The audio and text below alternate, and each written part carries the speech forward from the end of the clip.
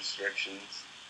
Yeah. And plus, it takes a long time. Let's say I have a pill that will make people live 200 years. How do you test it? Well, you gotta 200 years. Otherwise, get the stopwatch out. otherwise you're looking at biomarkers of aging or testing with other organisms. Yeah. I mean, AI, in a certain way, if AI can be achieved on plain old computers, in a certain way, that's simpler logistically. It all comes down to knowing what to do, and that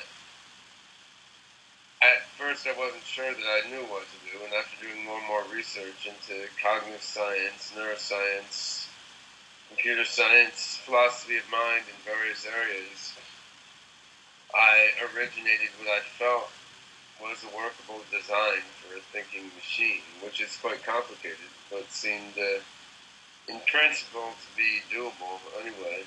And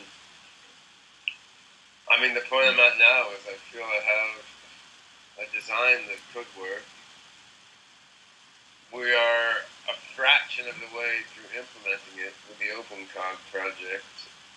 We certainly would need a lot more money or a lot broader base of volunteer effort Yeah. to get there to a human level thinking machine, but I think it's important to be making a start and actually doing work toward the goal anyway, instead of just talking about it.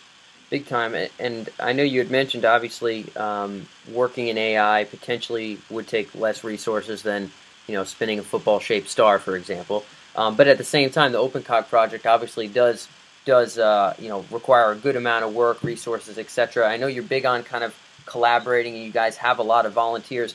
Go in, I guess, into a little bit of detail for the people watching as to sort of where the OpenCog project is now, what your guys' real mission is, and I guess what your progress has been up until now as well. The OpenCog project has two aspects, really. One aspect is that we're just building a toolkit of useful AI tools, which can then be deployed within a variety of vertical market-specific applications. So, we've used OpenCog's language processing tools in some commercial products. For example, on the back end of a website for language learning, we've used OpenCog's machine learning tool, Moses, to analyze genetics data, to analyze music listening data and marketing data. And that's maybe not the sexiest aspect of OpenCog, but it's been helpful to me because I've been earning a living for a while doing AI consulting projects for various companies and government agencies, and often using OpenCog software components.